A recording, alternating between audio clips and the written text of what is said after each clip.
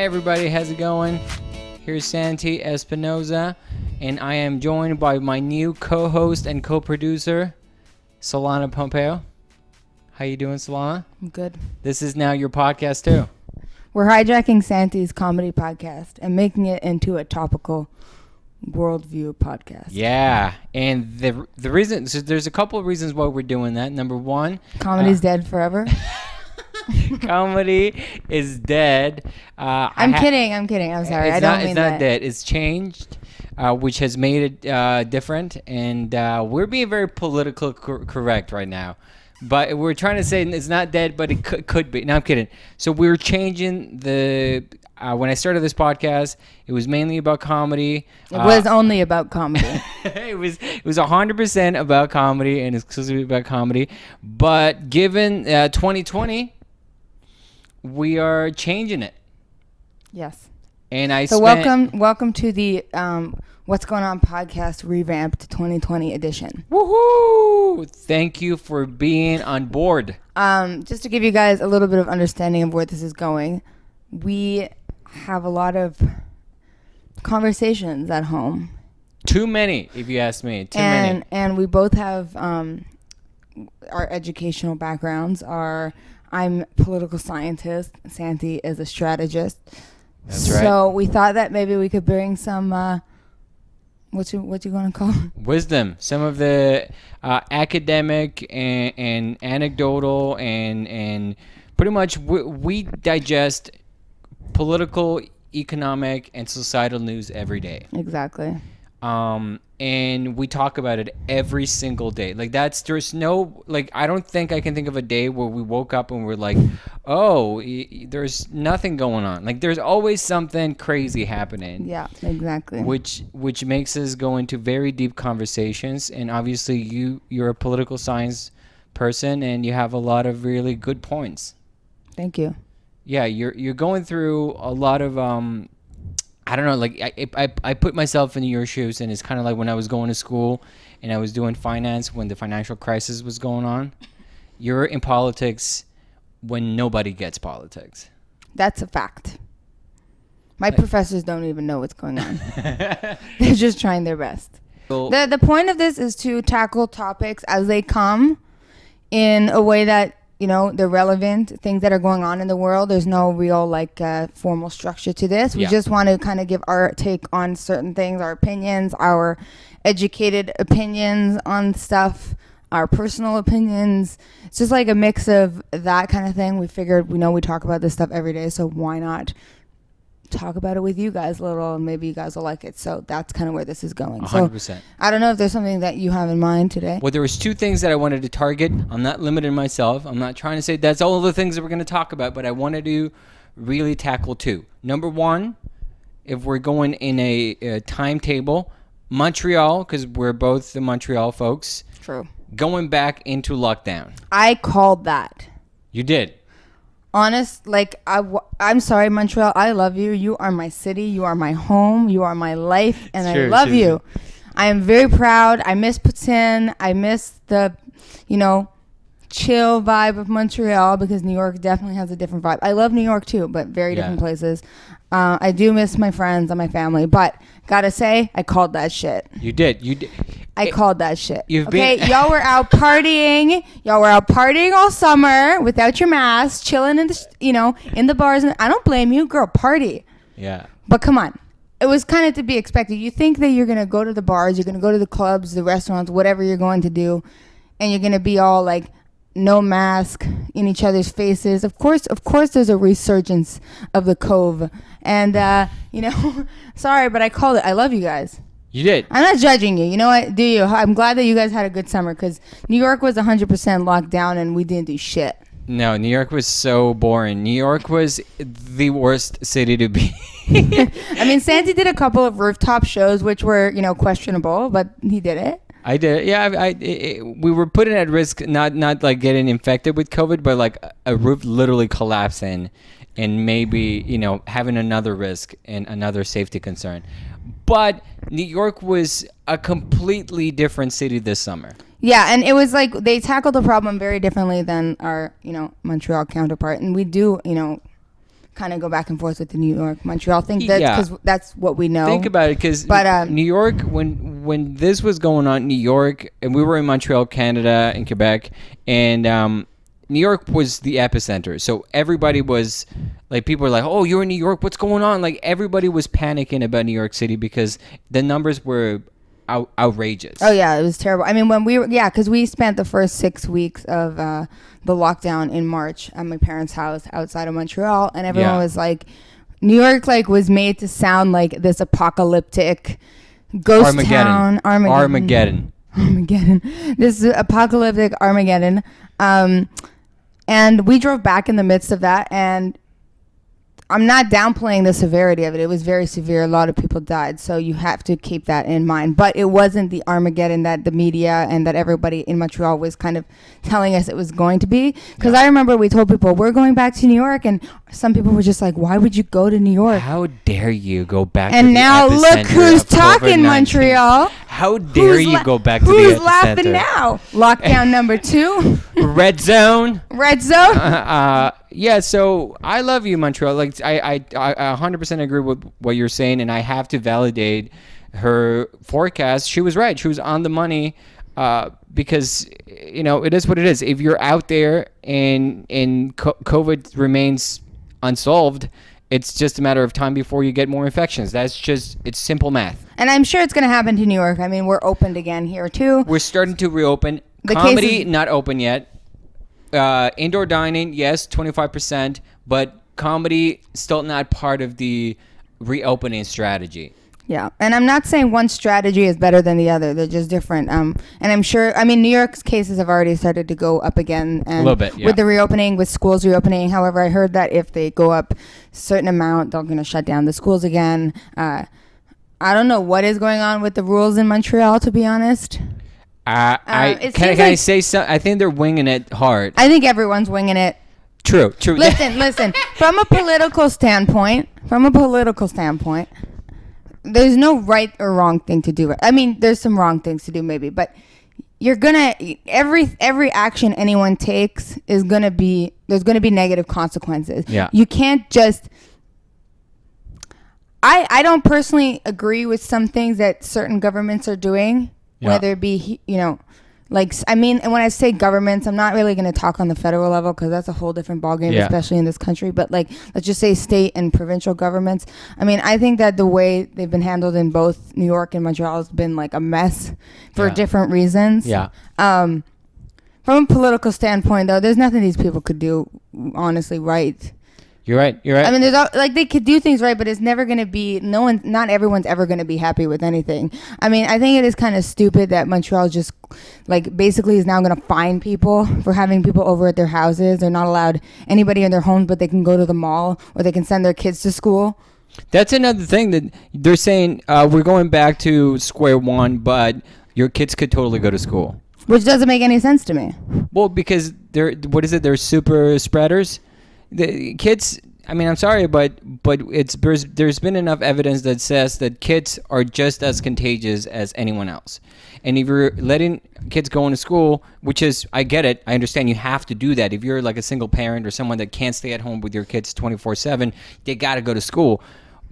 But limiting certain things and allowing them to go to school, it's not consistent. Of course, that's why people are angry because they're kind of like these rules don't make any sense. And over here in New York, people are angry too because it's the same thing. They're opening some things.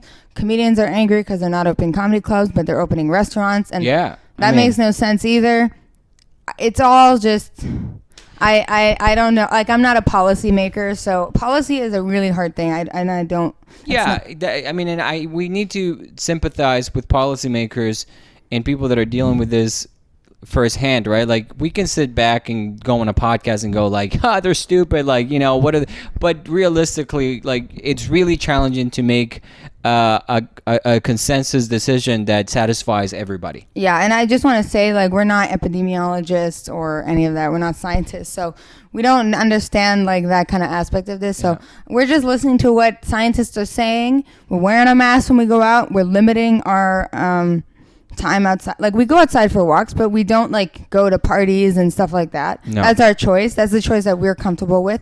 We saw our family a few times in a socially distanced outdoor way, which was good. That's just our choice. And I don't really have a problem with wearing a mask because I feel like I'm protecting other people and protecting myself. And yeah, we're young, but I have no interest in getting this. And, I think it's just, if everybody just kind of was respectful of everyone else, we could manage. Yeah, having respect as the number one core value that drives your day to day. I think that respecting people is great, and you have to have that in order to move forward. I think that we are in a very strange time because, like, we're in New York, right? Like, we're in New York City, and it's one of the most liberal cities in the U.S.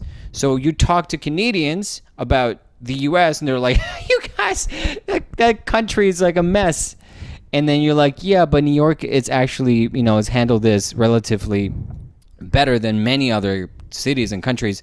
And then you see what's going on in Montreal, and you're like, "How could you criticize New York when you've done something that it's put more risk for your Montrealer?" Like, I'm not saying that, as you said, this is a very, very challenging thing to talk about because, as you said, we're winging it. We don't know where we're, like, realistically, like, you can take all the precautions and not risk yourself, but we still don't know where this is headed. And we're fortunate we can be home, we can hang out, we get along, I think, right? I think we get along, and we're fine. Like, we've found a balance in the middle of in the midst of this mess, and I'm happy and I'm thankful about that. I'm very thankful that we can do that. There are other people out there that don't have that. That's a fact. And I feel bad for them because if you're a small business owner that has to close permanently because of COVID, to me that's just as bad as getting COVID. Yeah. Well, it's threatening a lot of people's livelihoods, not just physically, but in a lot of other ways as well. So that's where your respect angle comes from, is like, if we do things gradually, which has been my message from day one, is like, reopening is very important. I think we should do it, and I think you should do it slowly so that... Well, yeah, so that's a good question because you're an economist, you're a strategist, right? So what do you see as being the better ways to go about things from an economic standpoint? Because I know that a lot of people are worried about the economy. Yeah. Because it is people's livelihood. So that's your field. So what do you think? Needs to be done gradually. I think it needs to be done gradually. I think that it can't be closed forever because right now what we've done is with the government has issued like the fiscal stimulus package. So if you're unemployed or you got fired or all that stuff, the government has been able to some degree, I think that's expired already, but to some degree has been able to subsidize people's lives. And longer term, that's not sustainable. What we're doing is we're effectively taking money from our future to subsidize what's going on now. So to make things very in a simple manner is we need to reopen. We need to reopen, and you need to prioritize. That's why I did agree with the phases, phase 1, 2, 3, and 4, because that was probably the most... Like in a gradual sense. In a gradual sense. Is like once you've conquered this phase, you can move to the next phase, the next phase. The problem is that because this is such a massive country, that state-by-state regulations and state-by-state laws are significantly different. Yeah. So Florida was like phase 4 from the beginning, then they were forced to be phase 1, and I think they're back to phase 4 again. I think that the problem is that this has become heavily politicized. Like the virus has become politicized, so we have blurred the line between a international health crisis and politics. The health crisis isn't political. A virus doesn't care about your politics. Yeah. You can be conservative or liberal, or in the States you can be Republican, Democrat. It doesn't matter. The virus doesn't care. Yeah. It's a public health crisis, right? Yeah. It has become political. That's a problem. To me, like masks, for example, have become a political statement, which I don't believe they should be, because it's just about protecting yourself, but also protecting other people. And the argument that you hear a lot is, well, a mask is an infringement on my right. But my biggest takeaway is, yes, Okay, but your rights do not exceed where my rights begin. Your rights stop, rather, where my rights begin. And my right is to stay safe. And it's your right as well. Yeah. And if you hate wearing masks, wear a face shield or stay home as much as possible. Yeah.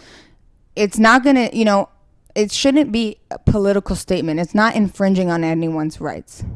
You can still go out and do whatever you got to do, even with a mask on. Yeah. That's my take. From a political, it's not political. It's not. No, it's a health. Not, yeah. It's a health issue. It's just they don't. Yeah, and I agree. Like, has the CDC and all these places, have they gone a bit back and forth on some things? They said at the beginning, they said making a mask wouldn't make because having they didn't a mask. know what was going on. They said wearing a mask wouldn't make a difference. Now they say it is. I understand the confusion. The problem is they're also learning. This is a brand new strain of a virus. I'm telling you, I'm not an expert by any means in this, but I'm pretty sure that a lot of people, like, they also don't know what's going on.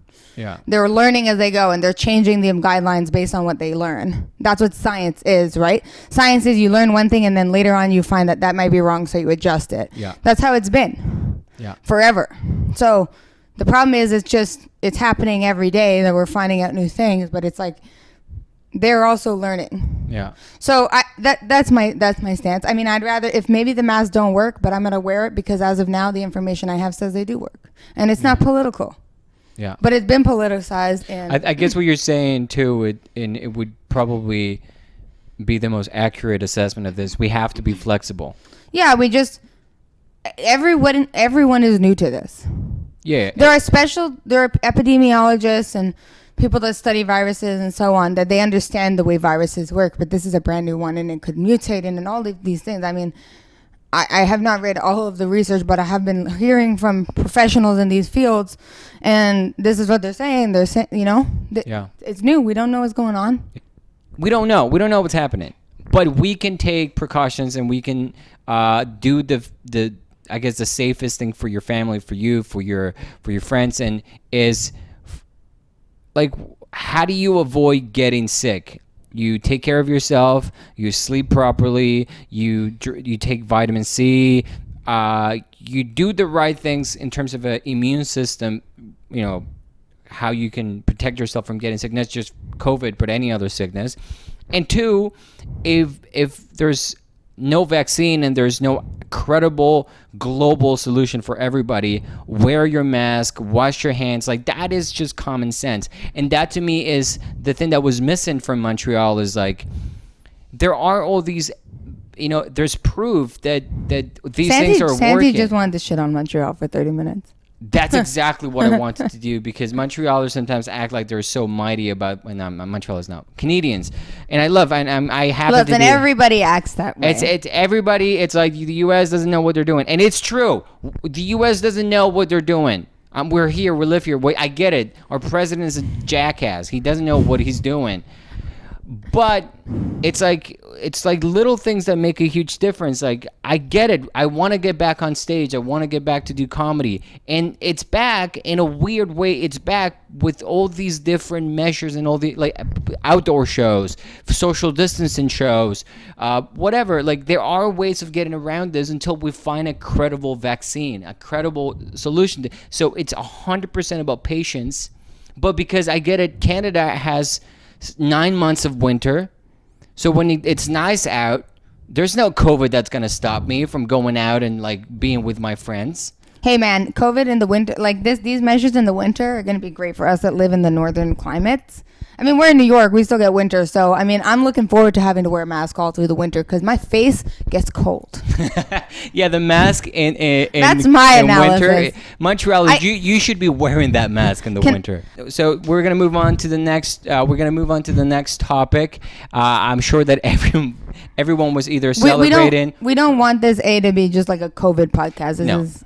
The next topic was going to be COVID too, but because that was the next thing that I was going to say, is like the whole Donald Trump getting COVID. Okay, but that's political. That's okay. We can talk about that because that's very topical. Do you think, by the way, he actually had COVID? I thought Friday, yes, 100%. I was like, this is going to be amazing. Like everybody was rooting for like COVID to like battle Trump and like no one was asking for COVID to like kill Trump. Yeah, no. Because that's bad. You shouldn't be wishing for that. No one should be wishing for anyone to die. Yeah. But most people, I dare to say, were like, please let it be bad enough that he doesn't downplay it. But okay, so here's my views. I agree, because I honestly don't know if it's true or not. But at this point, I don't even really think it matters, because either it's true and he's getting the absolute best care in the country, because he has free health care. He's not paying. Yeah. He's going to this medical facility that's like a 5-star hotel, you know? for Trump getting COVID was like going to a spa. Exactly. And the White House has its own medical facilities inside the White House. Now, all these people getting COVID in the White House, yeah, do I think it's probable? 100%, because they've all been, you know, gallivanting around all summer, doing things, no masks, no precautions, doing everything that the CDC says not to do. And so am I surprised if they all have COVID? 100% not surprised. Yeah. Now, some people are saying this is all a setup, this is all fake to make it seem like COVID isn't that big a deal. But my view, now this is my political analysis of this situation, okay? You can correct me if you don't believe in one thing, but I think that it really doesn't matter if he had COVID or didn't have COVID. Nobody's going to believe his shenanigans except the people that already believe him. I agree with that. Him getting COVID doesn't change anything, in my perspective, for his outcome of the election. And if he is faking it, he must be very desperate to get his ratings up. If he thinks that that was something to resort to, I'm not going to accuse him of faking it. Maybe he actually has it, but he's also getting the best care in the entire country. The care that all those 200,000 people that have died did not get. Yeah. He's getting the care that he wants to take away from the American people.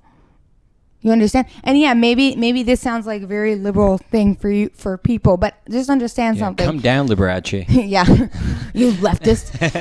Listen, I come from Canada. Canada has universal health care. It is not free health care. Let's just talk about that for a second. Universal health care isn't free. We pay taxes. Okay, you want to pay really high taxes? Move to Canada. All you people going on Googling, how do I move to Canada after the debate? Understand you will be paying very high taxes and that will piss you off. So secondly, Canada's a country. They have rules. You can't just wander over to Canada. Okay. Thirdly, I don't think y'all want to go to Canada because it's like minus 40 degrees there for like 4 months of the year. So you know what?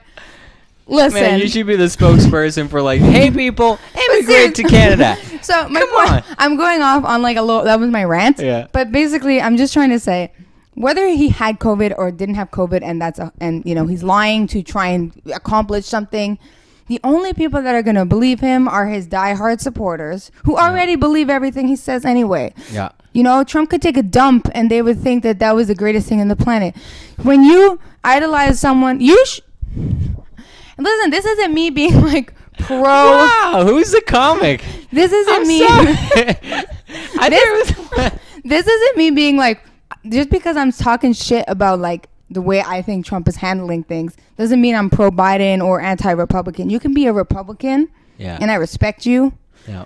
And you can be a Democrat and I respect you, but I cannot actively I'm not gonna go. You know what? I'm not gonna make this personal. Yeah. I have my views about Trump. I think that the biggest thing that he did that, you know, really solidified something for me is when he refused to condemn white supremacy. Yeah, so there's no argument for me anymore. Even if you wanted to be like, come on, he's not that bad. Also, of a me guy. talking it's about like, this isn't saying I'm like pro Biden. Like I think Biden is not perfect. Biden is by no means perfect. It's just picking between two people of like, well, who's better of the two? It's like that's actually a good point and a good way and Biden is very centric. Yeah, and like people that are going like, oh, you don't really know Joe Biden. He was racist like 40 years ago. It's like, yeah, so it was like 75% of the country. This country has to come a long way from that. But it doesn't mean we're not like when we say when people say negative things about Trump, it doesn't mean that they necessarily agree with everything Joe Biden's saying. Like that to me doesn't. No, definitely not. It's not a zero-sum game. So. You should always be able to criticize your leader. Yeah, dude, I criticize Trudeau all the time, and I love the guy. even on Halloween. So Biden has really, he's baggage. But to say that Trump is better than Joe Biden, I think that there's a big stretch. But I just did want to bring in that point because you were talking about Trump getting COVID, which is very topical. Everyone's talking about it. And honestly, as we said, we don't wish him I don't wish him death because that's rude, and you should never do that. That's not good karma. That's not good. That's not a good look for anybody. Yeah. Be respectful. But I mean, at the same time, I don't see how this benefits him if he's faking it. So it's either real or he's faking it. But either way, the outcome doesn't really change in my perception. Maybe if there's anybody out there that's a political analyst and you have a different perspective, please share that with us. It's an interesting topic to talk about, and I don't have the answers, but that's my views. You were going to close it with something that I thought it was going to be really cool, which you said that it doesn't matter at this point because you're not changing people's minds this late into the game, just like debates don't really. Yeah. So yeah, exactly. Debates are not set to change. Debates actually have very little effect on voter behavior. Yeah. They are more for the candidates to have a platform to speak to the people and tell them, like, this is what my policies are going to be, what was supposed to be that was supposed to be what happened on the debate, right? Yeah. But it doesn't really impact voter behavior. People that are going to vote for Biden are going to vote for Biden, and people that are going to vote for Trump are going to vote for Trump. There might be a small margin of people that change their mind, but I mean, a lot of people are already voting or have already voted, right? Yeah. So it doesn't really change much. Things that impact voter behavior are more like the economy and stuff like that. So debates are there for information purposes. Yeah. And likewise with Trump getting COVID, I don't really think it's going to change much unless he pulls something crazy. I don't know what to expect anymore, but at this point I don't see any new people going on his voting. You're right. I mean, like everything you said about that assessment was I agree with it. Whether this was fake or real, the way that he's handling it is still, it's not going to gain any new voters in his favor. No one's going to go like, I hated Trump, but now that he, has beat COVID in 2 days, I love him now. Yeah, I don't see that being the case. Yeah, so that's kind of my thoughts. I wanted to make a note on this podcast just to let people know. This is just our opinion. This is us doing, we're just bantering. We're just talking about topical issues. We're talking about what we see that week, what's going on in the news and going on 2020. What's going on 2020. So don't, take this as you will. This is just our perspectives coming from our educational background and our personal lives. And double check everything that other people say and that we say. Stick to the facts, folks, because that's what we need. Disagreeing with someone with facts, it's good. And if you hear something on here that you don't personally agree with, that's fine. Let us know. Send us facts. Send us articles. Yeah. We're always open to hear other perspectives than our own. Obviously, we all have our own biases. It's important to have the conversations, and I like to keep the peace. So that's my kind of 100%. Thank you for coming on board on this idea. Thank you. And it's good to have a political scientist in the mix, and hopefully we can make it topical, funny. I can talk about the economy, you can talk about politics. It'll be great. So if you like it, subscribe, and thank you. We each have our own individual channels. How about you tell people what you do? So we have each our channels. We'll try to publish this maybe on both of our channels too. Both of our channels. Our audiences can see it. Santi's channel, he posts his comedy sketches. Stand-up comedy. I've been doing this 5 minutes with Santi. We both have podcasts. I do my own podcast with my friend. I do my own YouTube. And so check out that stuff. And if you have suggestions, if there's any topics that come up that you want to hear from us, then I think that we need to, let's talk about that. Yeah, that's it. Thank you to What's Going On 2020. I will see you guys most likely when we do it again. Yeah. Bye. Bye. Hey, high five. Bye.